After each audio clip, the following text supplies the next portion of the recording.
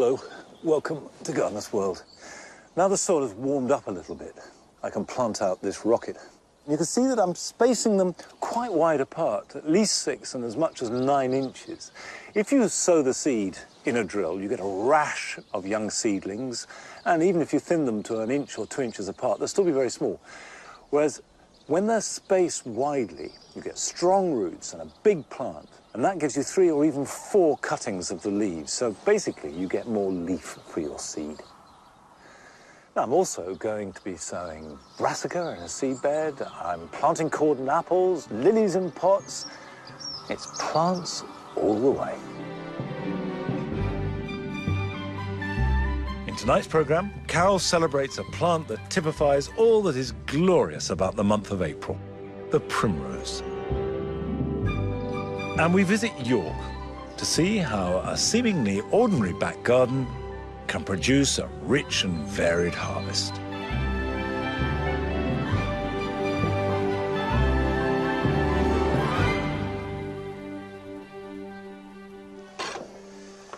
Come on in. We do an awful lot of seed sowing, and it always involves seed trays and quite often heated mats and greenhouses and then cold frames and pricking out and potting on. And I know it can seem a bit of palaver, but you can grow and sow seeds without any of that fuss. It can all happen outside in a seed bed. And that's what I'm establishing here. Nellie, bring me the seeds. There's a good girl. Thank you very much indeed. Lovely. You just need a patch of ground. It wants to be sunny and clear of big stones and reasonably well drained. Now, I've covered this with cloches because it was raining this morning. I wanted to keep it dry. It doesn't want to be too wet, but if I just take some of the cloches off, and I'm going to put down a board, and all I'm going to do is run my hand down to make a line, and I'm going to do another one parallel to it, there.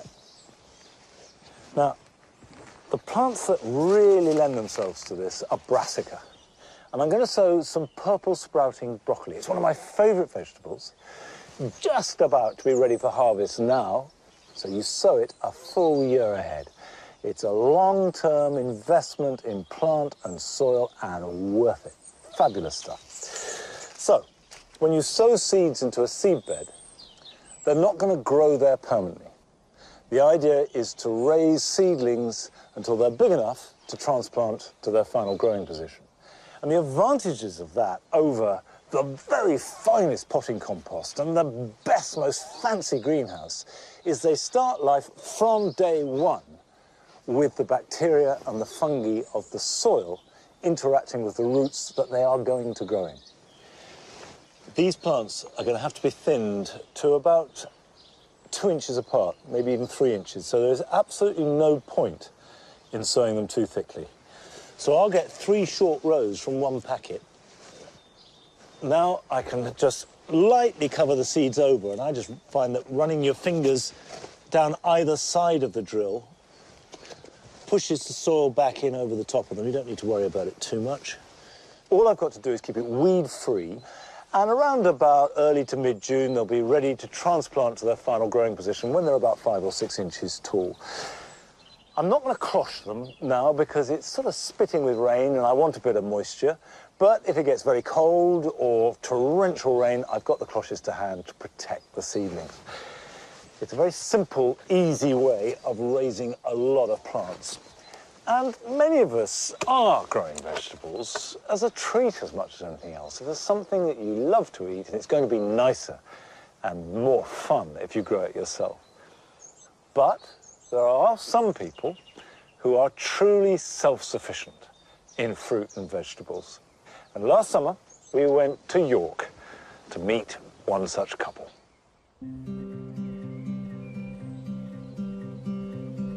Well, this is our garden. It's a suburban garden on the edge of York, and it's about 1 acre in total. It was a former nursery, and it's packed with all kinds of different things. So we have fruit, vegetables, ornamental garden, greenhouses. Most people who come to visit the garden are amazed at what we've got here. As soon as they come through the gate, they're really surprised at what they see. So we're not Tom and Barbara from The Good Life. We don't have a rotavator-powered trailer. We don't even have a chicken called Starling, although we do have some hens. Come on. But we're not trying to be self-sufficient in the sense of cutting ourselves off from the rest of the world. So we obviously buy food in the normal way, but we don't... not fruit and vegetables. We don't buy fruit and vegetables. Not fruit and vegetables. And we do try and eat seasonally. Yes. But what we do try and do is grow a few new things each year. And I guess over the last 35 odd years, we've probably tried most things that you can grow in an English climate. This is our smallest greenhouse. We grow a range of chilies in here. We've got early jalapeno, we've got Hungarian hot wax, and we've got cayenne peppers as well. We've also got a few melons just ripening in here as well. Melons are a bit of a challenge for us, but we always try. And so this year we've got two types. We've got one called Malaga, which is the striped one, and we've got another one whose name escapes me right now. I think it's Sweetheart, isn't it? Is it? I think. I got it. It's Emir or Emir. Emir? How do you Emir. pronounce it? Emir. Emir. OK.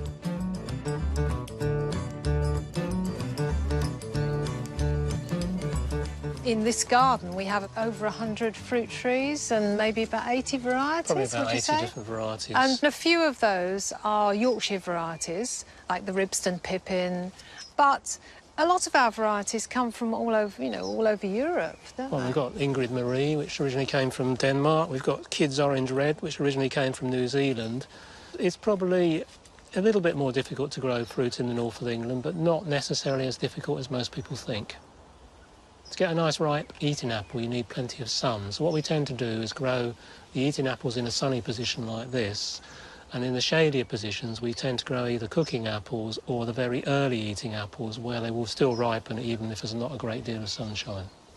This is an early russet, and it's a really, really nice apple. Everybody should grow this apple. It's one of the best apples you can absolutely. grow in We a love this garden. apple. So, in terms of picking, what we do is cup the fruit and then just lift, and it comes away cleanly.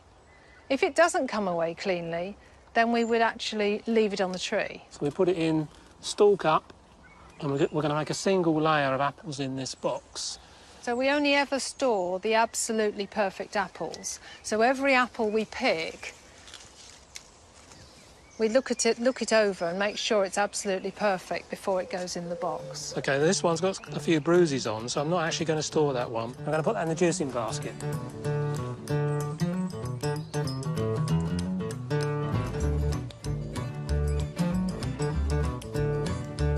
What you essentially need to store apples and pears is you need something fairly dry, but not so dry that the apples will shrivel. You need to avoid frost getting into there, and also you need to avoid mice getting into the store as well. Most apples taste better when they're kept in store for a little while. I think if you've got land, I think you should use it effectively. Some of it's hard work, but it's worth it at the end of the day to be producing our own food.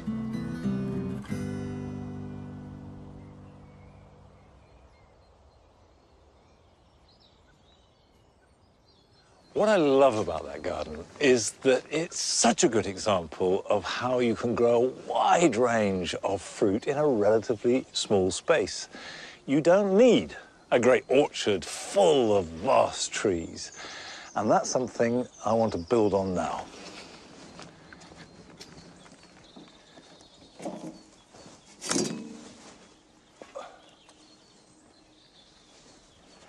A couple of weeks ago, I started to make what will become our new soft fruit garden. Still work in progress, but I'm ready to start some planting. And I'm going to make a hedge, a fruity hedge, to go around the outside. And I can do that by growing them as cordons. And the brilliant thing about cordons is that you can have any kind of apple tree you like, as long as it's spur-bearing, and I'll tell you more about that in a minute, in a really restricted space, because it only needs to be about that wide, and I'm going to grow them as low as this, which is about 4 foot, which matches the other hedges here, although you can go up to about 6 or 8 feet. And because they're so restricted in their pruning, you can plant them very close together, 2 or 3 feet apart, which means if you've got 10 foot of fence-free, you could have 3 different apple trees.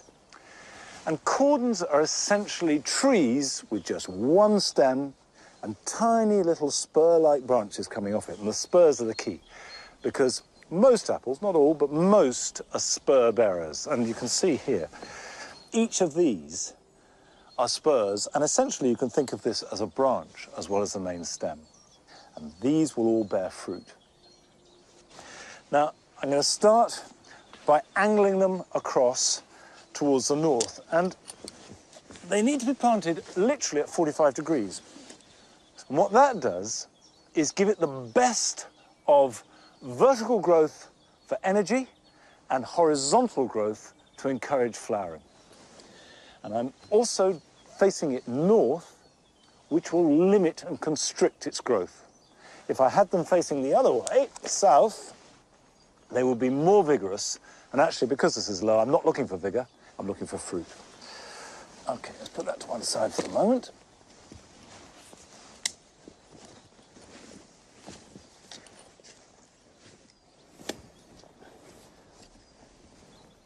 Mycorrhizal fungi is a really good idea with any woody plant because it just helps it establish quicker. And then, once it's established, it'll have its own relationship and it will build its own fungi.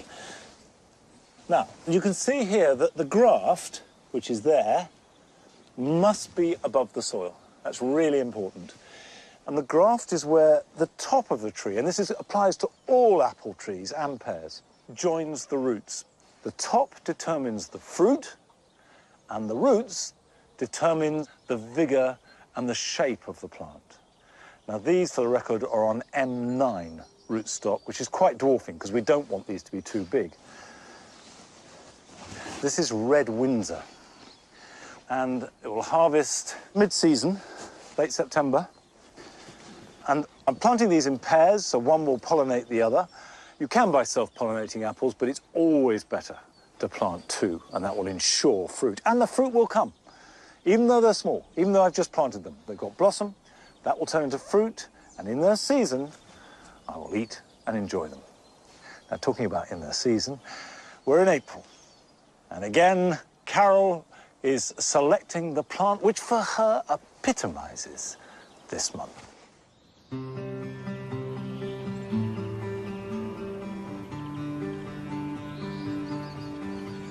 Early in the year, as I'm wandering around the lanes in my adopted home of Devon, the twigs are bare, the grass is green, and then suddenly, here and there, you see these sparks of light. Before you know where you are, the whole banks, the hedgerows are completely awash with these beautiful pale flowers. They are, of course, primroses. I've come to Cornwall, to the only Plant Heritage National Collection of double primroses in the country.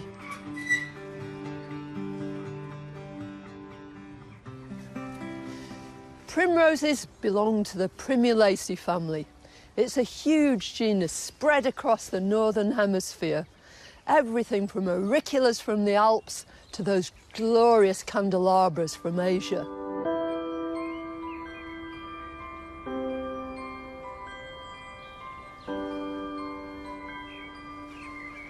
This is a favourite of mine. It's Marie Cruz. This is a primrose which has played a really interesting part in the whole development of double primroses. Florence Bellis, who is the most important hybridist of primroses and whose nursery Barnhaven became synonymous with the breeding of modern varieties, used this to create a lot of the modern doubles that many of us grow in our gardens today. Just look at that. Isn't she beautiful? Primroses love cool, damp banks, glades and hedgerows. They're tremendously successful woodland plants, having evolved side by side with trees. Now, another reason why primroses are such a success story is that 57 million years ago, they actually developed into 2 separate forms. One's called thrumide and one's called pinnide. Here's a thrumide, here are all the anthers arranged around the top, and deep down, right in the heart of the flower, is the actual stigma, the female bit. Whereas, in the pinnide, here is the stigma, actually protruding from the flower, but there are the anthers, full of pollen. These are the male bits which will pollinate the other flowers. And the whole idea of this is that you're much more liable to get cross-pollination, so the resultant plants from those are going to be much, much stronger. If you want to try and create your own primrose hybrids, you can use a very simple method. So I'm going to move some pollen from this thrumide one, and I'm going to move it right over to this pinnide one. A nice fresh flower, that one's ideal. And I'm just going to daub it over the top of that stigma. That should do it. That pollen will go right down the pollen tube into the ovary behind the flower, and eventually that will swell and be full of seeds.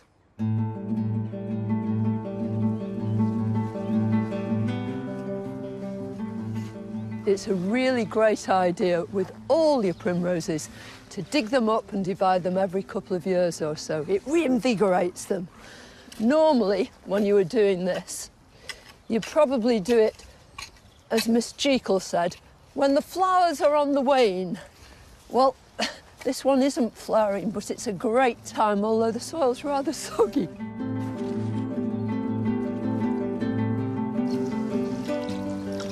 Look at these fabulous roots, but you can tell this plant is almost separating itself. And I dare say we can make, what, maybe as many as 10 out of this one plant. And now, all we've got to do is trim these roots. You want about the sort of length of your palm, that's about 4 inches, 10 centimetres, and just take a sharp knife and trim them across. It looks a bit brutal, but it actually encourages that little plant to make fine, fibrous feeding roots when it gets into the soil, and that's what you want. And when you plant them, try and plant them like this so that you'll achieve this same kind of lovely sort of arrangement. I think that looks really beautiful. And with a bit of luck, by this time next year, these primulas will do exactly the same.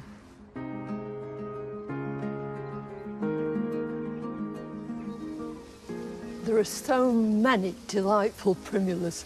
You don't know which to choose. Just look at this great swathe of this glorious one called Pridham's Lee. And it makes these gorgeous big rosettes of fresh green leaves and these snowy white flowers that just tumble from the centre. It's a delight. There used to be lots of varieties of double primroses, but one of the few remaining ones is Bonaccord Purple. It's truly strong, robust and utterly gorgeous. For me, primroses are the epitome of spring. They really are the stars of April.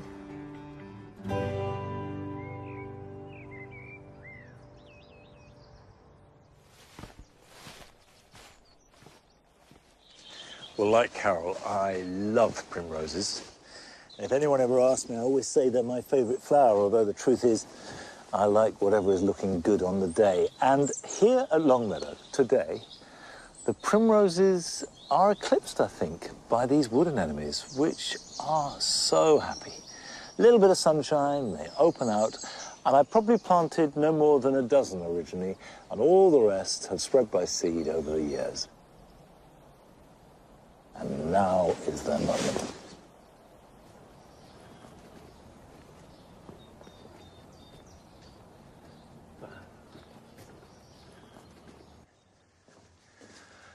Now, while spring bulbs are dominating the garden, it's time to look ahead a bit and plan for summer bulbs. And certainly the most dramatic summer bulbs have to be lilies. And it's a perfect time to plant them in pots, and they'll steadily grow for flowering in July and August. And I've got some here. It's called Gizmo. It comes highly recommended, both for its magnificent white flowers and its fragrance. Now, this is a fairly typical lily pot, which are always deep, because Gizmo, for example, will grow to a full metre height, and they're tall and they need a bit of heft at the base, and proportionately they look better. So don't plant lilies in a little pot, even if you're just doing one bulb at a time. They'll get unstable. So, bottom of the pot, put a crock, and then some compost. But, and this is the tricky bit, it is really good for lilies to add some leaf mould. I know I'm always banging on about leaf mould, but it is fantastic stuff. And the reason why it's good for lilies is because they really like a light, open, friable compost. And leaf mould delivers exactly that. And then the bulbs can go in, and 3 will be plenty, because these are big plants. And then we can cover it over. And that's it. Now, there's nothing more to do with this, but they aren't going to do very much either, so you don't want to put them into their final position yet. I always put my lily pots to one side, not in full blazing sun, nor in deep shade, and make sure they don't dry out. So water them once a week, and then you can move them to their final position when the flower stems start to appear, which will be sort of the middle to the end of June. And put them where you can most enjoy the drama of their flowering and the beauty of their fragrance.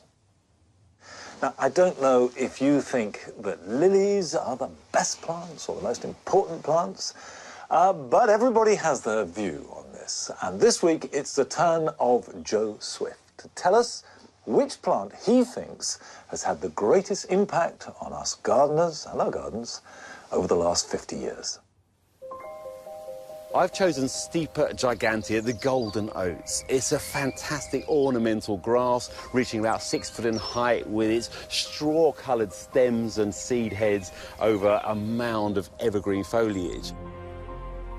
For me, it really represents all the ornamental grasses out there and how they've influenced and changed the looks of our gardens. Grasses aren't about colour and blousiness. They are wonderfully majestic and stately. They're so versatile. They work well in a contemporary or traditional garden, but also in a rural or town setting too, bringing in sort of a naturalistic element into a planting scheme. And grasses fundamentally changed the way we garden. We're looking for plants that don't need mollycoddling and deadheading and feeding and watering all the time, and grasses fit the bill nicely. So for me, golden oats has got to be the Golden Jubilee winner.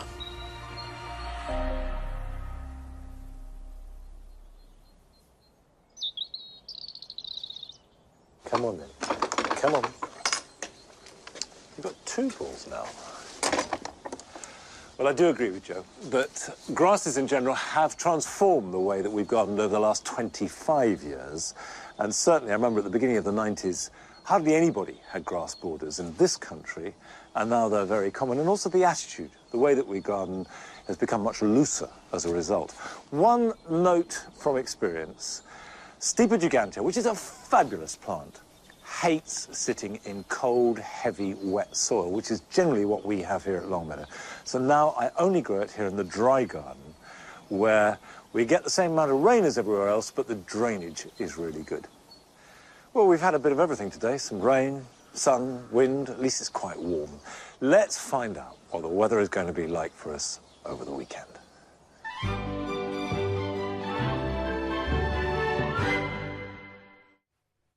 Well, as promised, the weekend weather's looking absolutely beautiful across most of the UK. I think it's going to be time to dust off those barbecues and enjoy some of those spring displays out in the garden, and those wonderful Weather Watcher pictures keep coming in. So what have we got in store for Saturday? This is going to be the best day of the weekend. Perfect weather for gardening outdoors. You might want to, I don't know, sow some vegetable seeds into the ground. Really beautiful for that, staying dry all day long. And then there is going to be a change as we head into Sunday. A weather front will be coming into the northwest, so here perhaps turning more cloudy by the time we get to even early on Sunday morning. But the temperatures are going to peak on Sunday across England. So the northwest will cool off, but England will keep on warming up. So temperatures, in fact, could nudge up to around 23 degrees, for example, in London, and around 20 degrees across Yorkshire as well. Enjoy the weekend.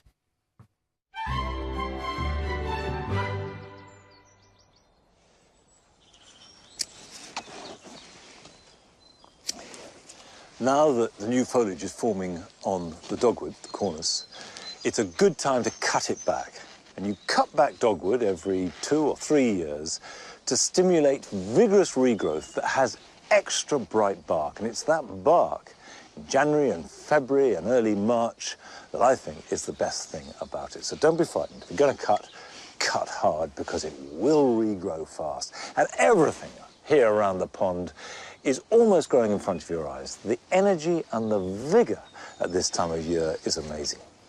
Well, I hope your energy is amazing, because here are some jobs for you for the weekend.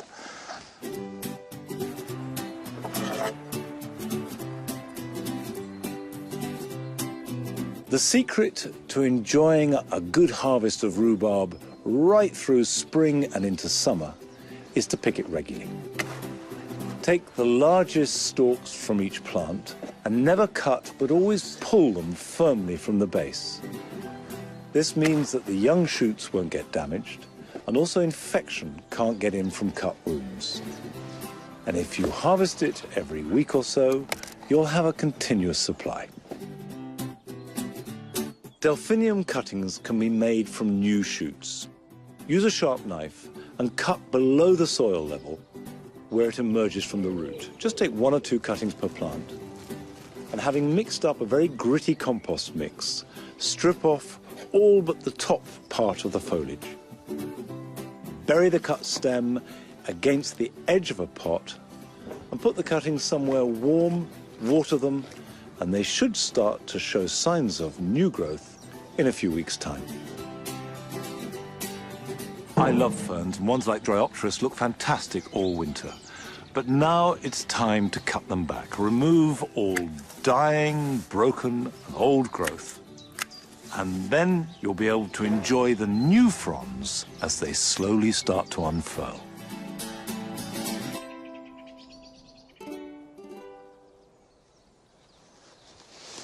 It is a good idea to check your climbing plants, whether they're roses like this or wisteria, clematis. Make sure that they're securely fixed, or whatever you're supporting them with, that the twine isn't rotten if it's old, and so on and so forth. That way, when they really start to grow, you know they'll be properly secured and you can enjoy the flowers.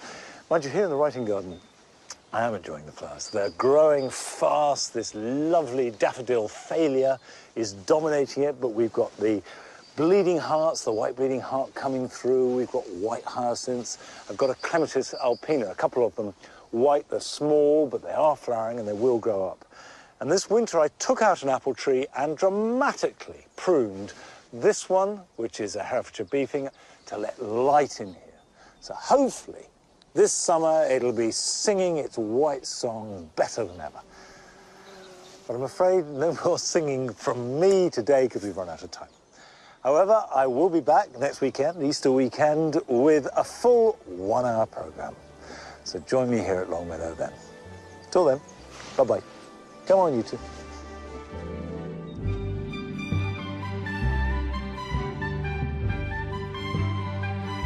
The rarely seen giant armadillo, considered supernatural beings by the locals, share their burrows with a surprising number of guests. Natural World, Hotel Armadillo in half an hour.